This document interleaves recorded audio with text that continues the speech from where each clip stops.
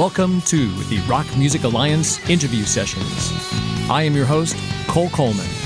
On today's episode, you know him as the next generation angelic vocalist of the progressive rock band Yes. When we come back, I'll be speaking with Jon Davison.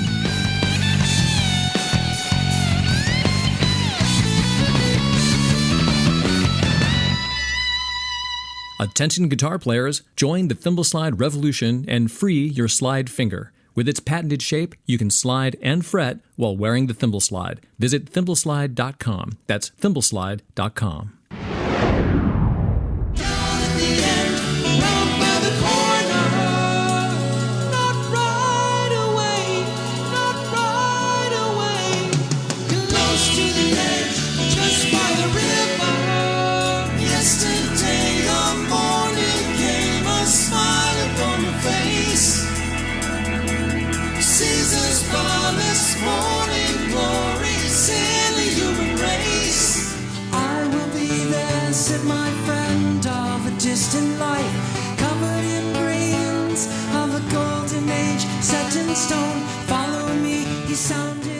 A little sampling of Yes with Jon Davison singing as we head into our conversation with Jon.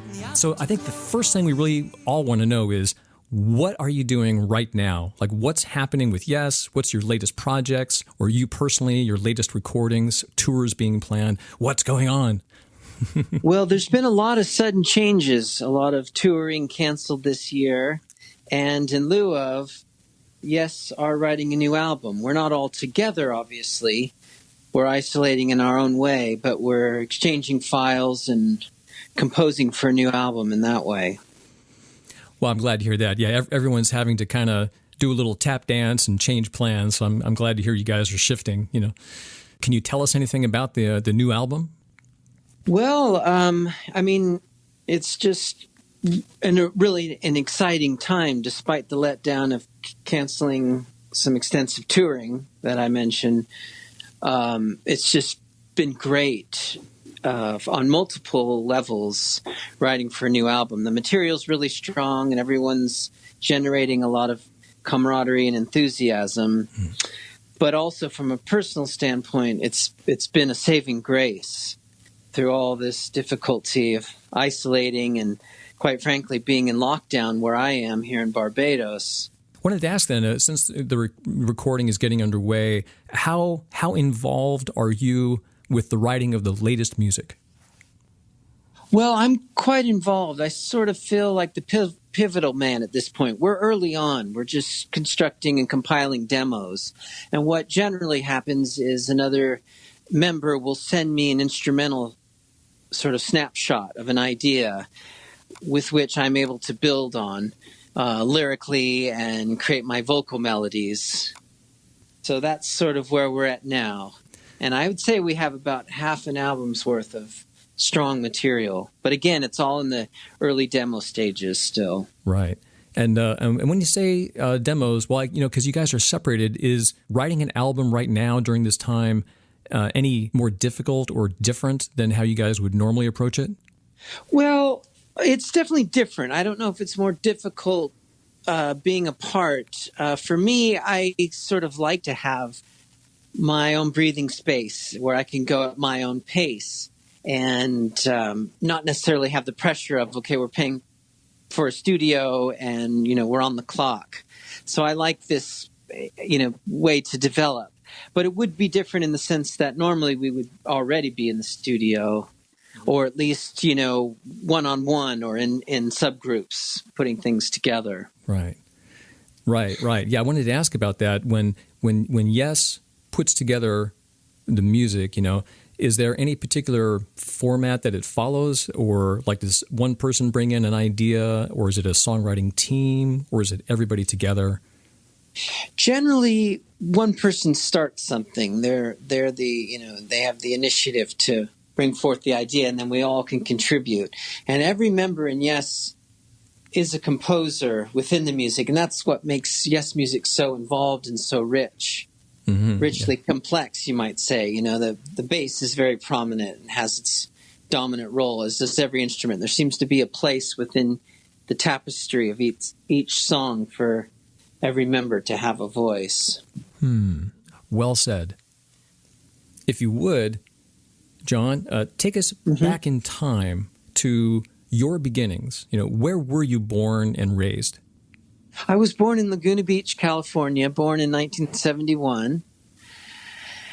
And always loved music. There was music in the house, and my mother was she conducted the youth church choir that I was involved in, and that was my early exposure to performing and singing. And then I started taking guitar lessons when I was about 14, and then later played bass in and out of bands, cover bands, that kind of thing. Moved to Seattle to go to college. Joined a band there, a psychedelic sort of electronic, electronic meets Pink Floyd, sort of 7-piece band, 2 vocalists, and a lot of psychedelic light shows and kind of that, if you can imagine. A band called Sky Cries Mary. Yeah, Okay, and then I did that for about 10 years. Well, Jon, you mentioned a musical family, or your mother leading the church choir. Was your father also a musician? He wasn't very musical. No, I don't even remember him listening to music, honestly. So I didn't get much from that side. But my mother's, she's always been a queen of hearts and so loving and inspiring on many levels. But was really instrumental in exposing me to music. That's terrific. It's kind of interesting. I've known a fair amount of musicians. I'm a musician myself, of course, and an amazing amount of musicians that I've met often have their beginnings in church choirs. It's a strange phenomenon, but they seem to kind of naturally grow up into that era, or at least a certain type of musician that starts out that way. Yes, that is true. I've heard that. It's quite fitting for the vocals of Yes, too, to have that kind of background, because the music's very, angelic, and the style of vocals very clean and clear. Yeah, exactly. And you mentioned playing bass and guitar, but how did you get started with those instruments? Just taking lessons. I wanted to take lessons. My best friend that I grew up with, his name is Taylor Hawkins, and he's the drummer of the Foo Fighters. That's incredible. That's like that's quite a coincidence. Yeah, and he had a neighbor next door that was a lot older, but was a big influence on him to learn drums. And I remember he came home one day, called me right away and said, "Oh, my neighbor Drew, he's selling me his drum set, and he turned me on to this band called Queen, and I've got an album of theirs called The Game here." And of course, Another One Bites the Dust was huge at that time, but Queen is so much more than that song.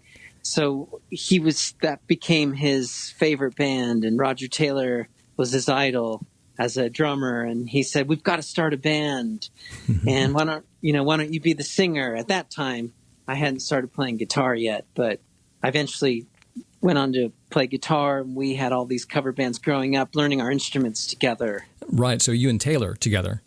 Me and Taylor. Yeah, yes. That's cool. That's really cool. So did you actually play in a cover band together? Yeah. Yeah. High school dances and all that kind of stuff. Oh, wow. Yeah. So in. That's cool. So more than just a jam. I mean, you guys really had a working band. That's great. Yeah. Yeah. Yeah. It was great. And did you have any brothers and sisters at all? I have an older brother. Yeah, he's musical as well. He plays saxophone. He didn't pursue it seriously, but it was just always a hobby he loved to do. Right, but you can see the music gene is running in your family line, though. That's good. And then you mentioned Sky Cries Mary. Did you say you played bass for Sky Cries Mary? Yes, and sometimes 12-string acoustic guitar. We did a lot of acoustic music as well. Yeah, what kind of band was Sky Cries Mary? Are they still together? You know what? I think there is a current version of Sky Cries Mary. I haven't talked to a lot of them in a long time. I've noticed that that the band seems to be going on with a different sort of sound and formation.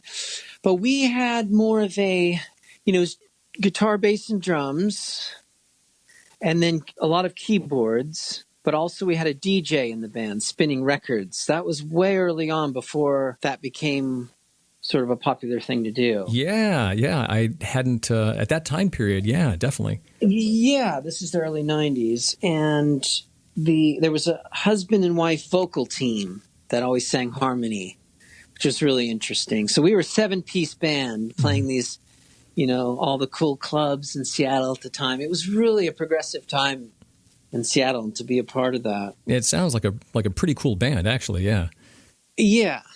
Yeah, that was fun. Very different. And then later I moved back to California and sort of went through a dry period in terms of finding a band and being involved in something. So I decided to join a friend's band, which was a Yes tribute. Mm-hmm. And that's where I sort of, just out of pure curiosity, wanting to kind of have a musical avenue, even if it was just going to be on a hobby level, I thought I should try singing. Mm-hmm. And I knew I had a high voice, so it just sort of worked out where I that was sort of my Yes boot camp. Yeah. And later... yeah, it was John. So I was going to ask you, like, what pulled you into vocals? So this moment when you're joining your friend's band, the Yes tribute band, is that what pulled you into vocals at that moment? Yeah. Okay. It really was. And that must have been about 2006. And I only did the tribute thing for a couple years, and we probably played 4 shows a year. There was one point we got a little bit more involved and even saw a little money from playing casinos and opening for bigger tribute acts like Led Zeppelin and one of the Pink Floyd tribute bands in Orange County. But what then happened was Glass Hammer contacted me. They're an original progressive rock band, an amazing bunch of musicians that have been around a couple decades. But that was about 2009. They came to me and said, "Hey, we saw some YouTube clips of you singing Yes music, and we're writing music in that kind of vein and looking for your style of vocalist. Would you be interested in doing some original music?" And I said, "Of course." And I love to compose, and I'd really love to be a part of that. So that was the next tier of where I was going vocally, and I done a couple albums with them, and that was really... Have you heard of Glass Hammer? I have heard of Glass Hammer only through like years and years ago when I first heard of you joining Yes. I was, of course, everyone's curious, like who's the guy taking over the lead vocal spot, right? And so I was searching the net, and I found out that you were doing these things, doing the Yes tribute band and Glass Hammer, and I did go out and listen to Glass Hammer. So I was familiar with it from there. But yeah, tell us more about them. You said you did 2 albums with Glass Hammer?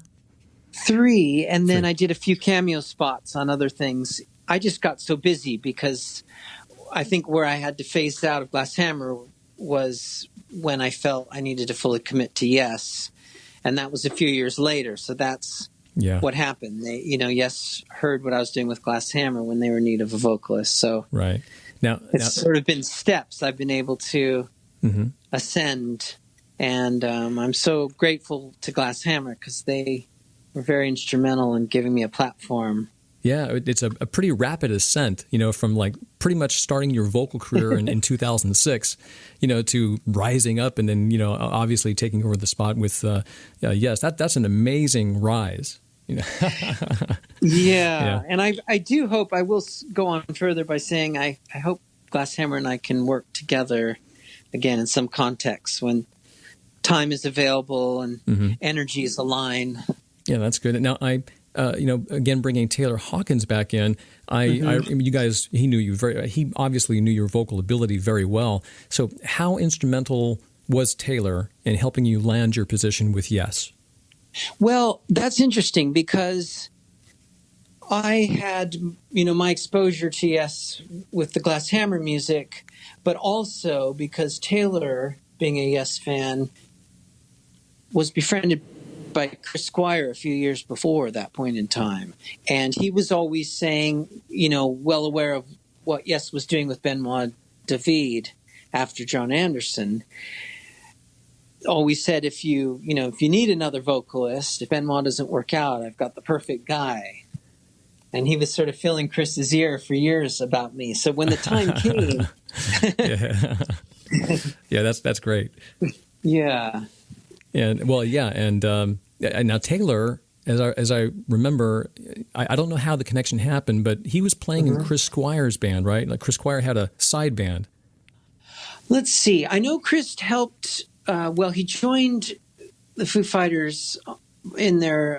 Let's see. It was Las Vegas. I don't remember what year. It was before I joined Yes. I remember he went on stage and played with Foo Fighters, which sort of strengthened the relationship and trust with Taylor. And then the only thing that I think they did was something I was also a part of, and our mutual friend, Claudio.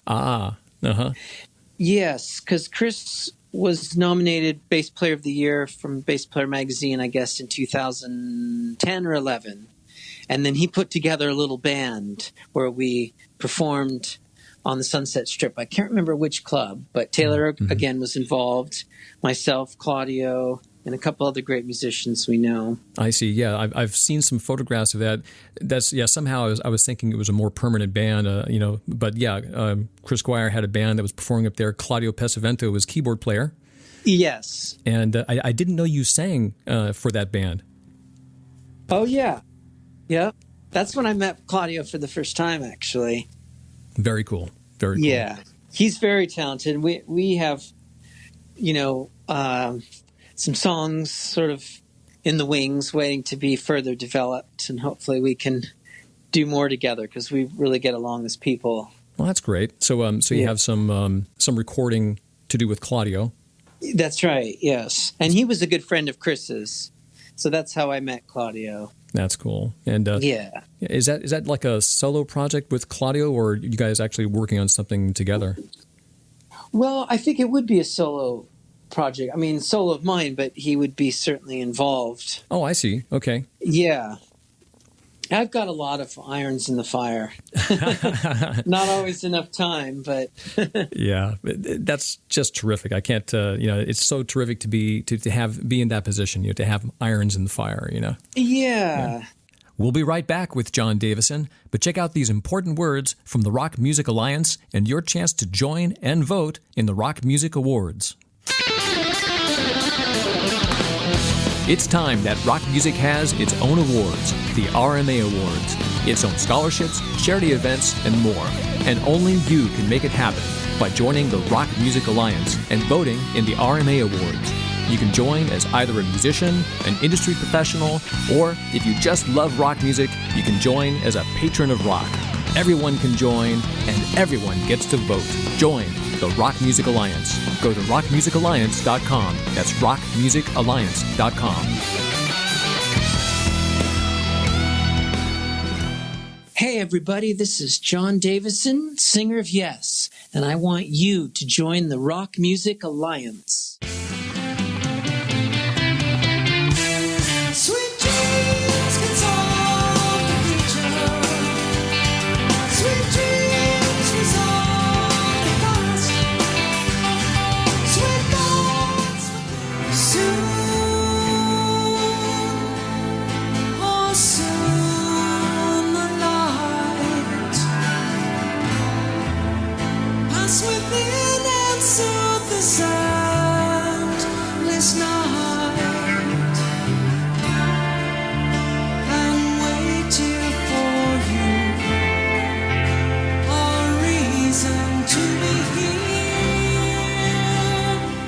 We're back with Jon Davison. So I have to ask, just for myself and for listeners, so Taylor is putting the word into Chris about your vocal ability, and if they ever need a vocalist, if Yes needs a vocalist, they can call on you. And right. So how was that moment? How did that actually happen? Did you said David stepped down from being vocalist of Yes, and who contacted you? Actually, Yes's management contacted me, and they said, look, we've got a tour in 6 weeks, and we're going to New Zealand, which was going to be a first for Yes, incidentally. Oh. Australia, Indonesia, Japan, and Hawaii. It's going to be about a 4-week tour. Can you be ready in 6 weeks? And I said, my God. I know some of the music, but you'll have to, send me the set list, and I'm going to have to start getting going on this stuff if you want me to audition. And they said, well, there's actually no audition. you're it. Oh my God, this is incredible. Yeah. So I mean, that was going to be the trial run, I guess. I mean, it was that important to do that tour at any cost, and then we would reevaluate after the tour. And of course, here I am 8 years later. that just must have been mind blowing. I mean, to hear the words, "There's no audition, you're the guy." It's like, Yeah. oh my God! And then on top of that, I mean, 6 weeks. What's that, John? Go ahead. Oh, I was just going to say that I was going through a personal difficulty at the time with my voice. I had blown my voice out doing some recording with Glass Hammer, and I knew that I had to go see a throat specialist, especially after I said, yes, I'm going to do this.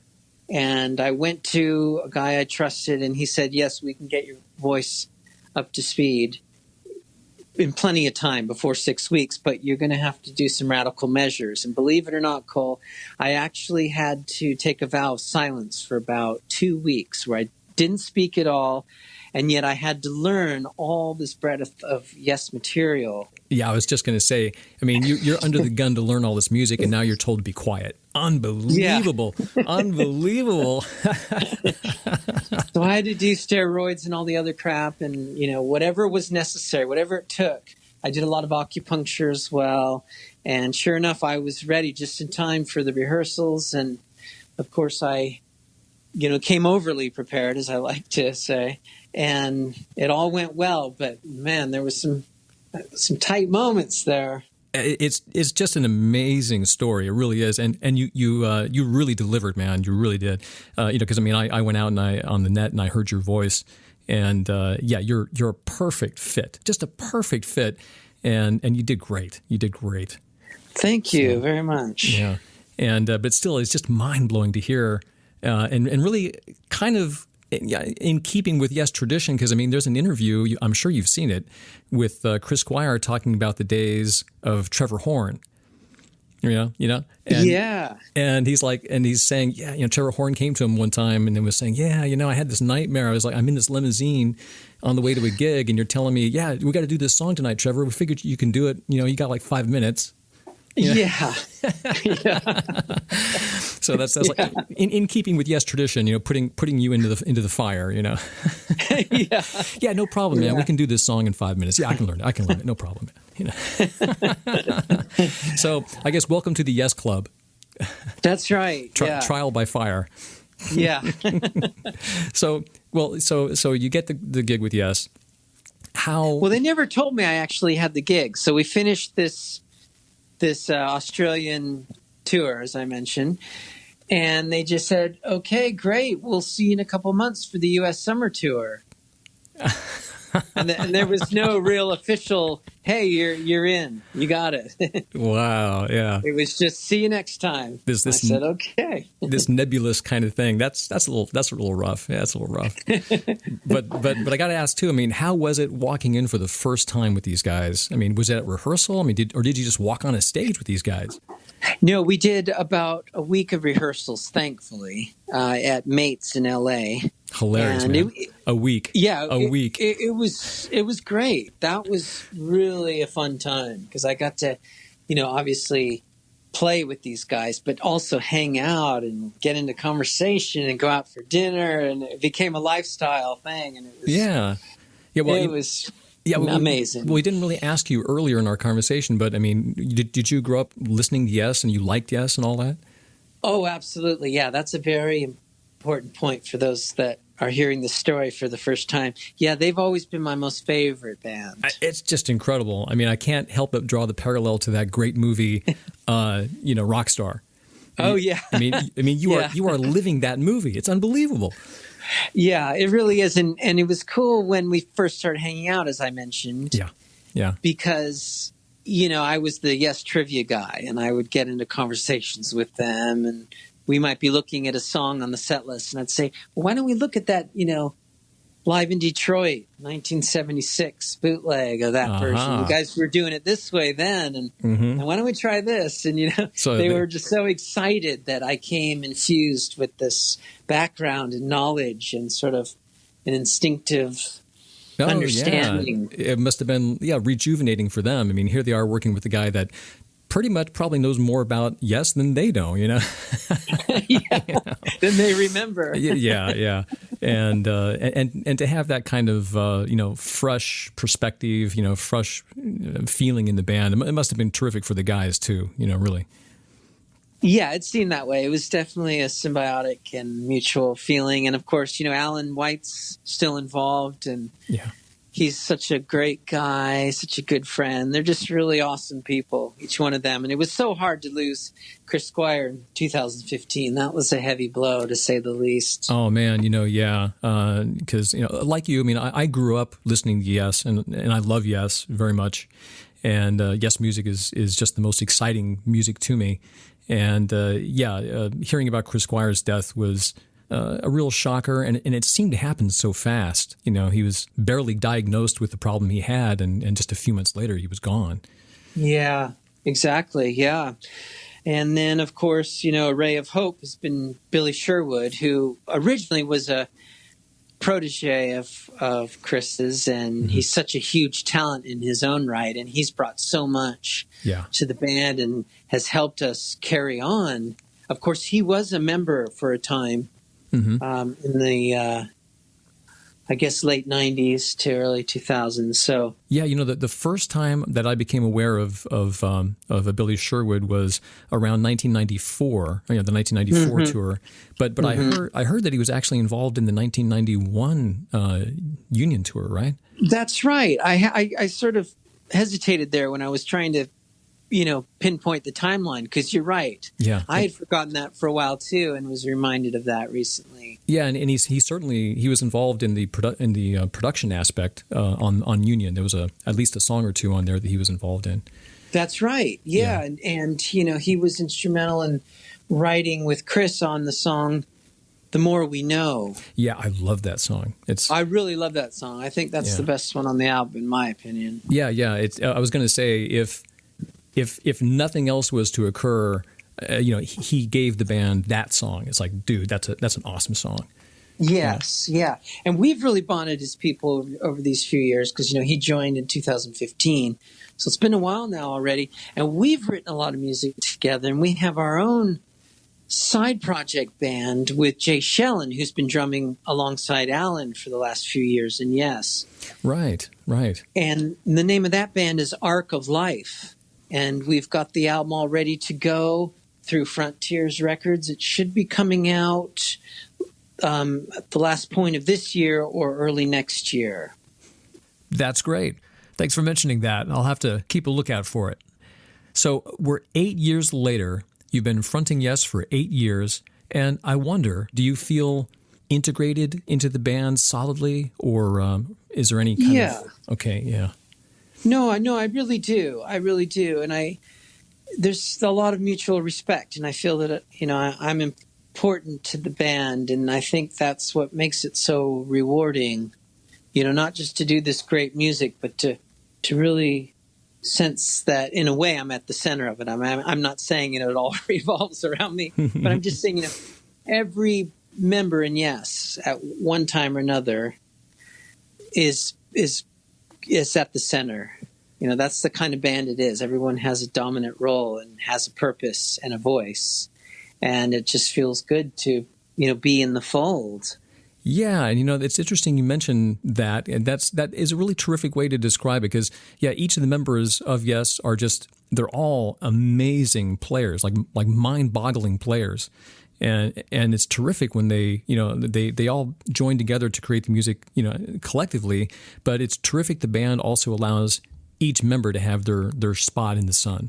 That's right. It's been so rewarding. And another element of how rewarding it's been is that since I've joined the band, we've been doing album series concerts each year. So we'll take a classic Yes album and do it front to back in its entirety. Yeah, I noticed that. Yeah. Yeah, and we've done just about all of the 70s albums. What's left is Relayer, which was scheduled this year. But of course, we will carry on with that next year.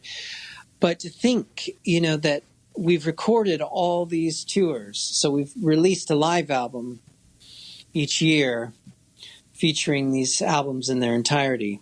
Mm-hmm. So all this work I've done has been documented. And I'm so grateful to the universe that it's worked out this way, that I've got to sing my most favorite music, and I have it all documented. It's all been released. Yeah, that is terrific. Exactly. It's the work of a lifetime. Work of a lifetime, yes. So I have a few sticky questions I got to ask, if it's all right. So number one sticky question to start with here is, have you met or spoke with Jon Anderson about all this? I have, yes, at the Rock Hall induction a couple years back. I approached him, and it was really chaotic. We were all at the same hotel, and it was an after party, and it was so loud, and I didn't, it was around a swarm of people, and there was a lot of friction at that point between the two Yes camps. And I sort of felt like I wanted to just approach him in this noisy room as a fan, rather than like maybe an adversary of some kind, in case he viewed me that way. And I just went up to him again. There was a swarm of people, and it was really loud, and I didn't have much time with him. But I just offered my hand, and I just said, thank you so much for being such a huge inspiration and giving me so much love through music. And that's really where it ended. And it was, it was brief, but it was a high note. Keep it high. and that's actually a really terrific, disarming kind of way to approach it. That really is. And it's too bad that he apparently didn't have much to say back. But at least that kind of a meeting is good. That. You put forth the idea that whatever's happening here, I'm doing it from a place of affection and love, really. Yes, and pure admiration and appreciation to him. Yeah, there's no doubt. He's a musical genius, one of the great ones. Oh yeah, they blow my mind. I listen frequently to the very early days of Yes, and as well as the modern days, and it's these guys are. They're not just musicians. I mean, these guys really took it to a completely other level, and it's just terrific. You're with them, to be a part of that, and to be on stage with Steve and watch him, just radiate that magic and love through his style of playing, and it's really, really great. I can't really put it in words how wonderful it is. Yeah. So the other kind of sticky questions here is, it's starting to get late in the day for most of the members of Yes. Is there any talk of retirement, or some of the players maybe stepping down? No, there really isn't. Honestly, there isn't. Everyone's having a ball, really. Steve seems happier than I remember him. Each year, he's getting happier with the sound and what we stand for. And apparently he's much happier than he was in years past before I even joined. So he never talks of it. He just loves to play. He's literally at one with his instrument and doesn't seem to imagine any other life apart from doing that. And he's such a well-rounded, caring, intelligent person. He has a lovely family and children and grandchildren, and he's very much involved with many facets of a well-balanced life. Yeah, but he loves that guitar. That's terrific. Yeah, I didn't know that he had some grandkids, right? You said? Oh, yes. Uh-huh. Yeah, that's terrific. Yeah, imagine that he's been in the business this long and all that, and he's reached the point where he's a grandfather. He's got to feel a lot of fulfillment at this point. Yes. Yeah. That's a good way to put it. Yeah. And then do you think Yes will continue on and replace members if they retire or unfortunately leave us? Well, it's hard to say. It's hard to imagine, losing these key members, these classic original members. Mm-hmm. It's possible, but of course we would need their blessing. And I can see it being possible. I can see it happening. I think both Chris Squire and Rick Wakeman in the past have said, Yes, we'll always go on, just like as true monumental works of music in the classical style have gone on. Yes, we'll always have a purpose, a higher purpose that will continue. So in a way, they've given us the blessing to do so. So maybe Billy Jay and myself are like Star Trek: The Next Generation. Yeah. That's a really fun way to look at it. And, Yeah. and it's very true, John. You guys are, you and Billy coming in. It really kind of showed the band that, your music is going to go on. You guys have started something that's actually bigger even than yourselves, and it's going to carry on beyond your years. There's going to come a time when, unfortunately, they're gone. But I really believe the music is really going to go on, and it's going to be up to the musicians of the time period, that'll have the honor, if you will, of coming on board and taking over and presenting Yes Music at that point. Yes, that's right. I believe that as well. I agree. Well, John, is there anything else you'd like to add here to say to anybody who's listening out there? Well, I just want to let people know that though our extensive European tour was canceled this spring, it's only been postponed. So I shouldn't even use the word canceled. It's simply been postponed for next year. Starting in April, we'll be out for about 6 weeks across UK and Europe. And I hope people look for that in those parts of the world where we can celebrate the ability to come together again. I'm staying optimistic here. And also, there's a late fall tour of the U.S. scheduled. Now, it actually hasn't been postponed. We just haven't announced it yet. But I'm asking people to look out for that on the website, yesworld.com. Terrific. I mean, we know they will. Great. That's great. Oh, I wanted to ask you real quick. Sure. How are those cruises? Do you guys enjoy doing? I think it's called Cruise to the Edge. Yes, we've done about 8 of them now. Of course, this year's was canceled. Mm-hmm. That was hard, very difficult. We were so ready.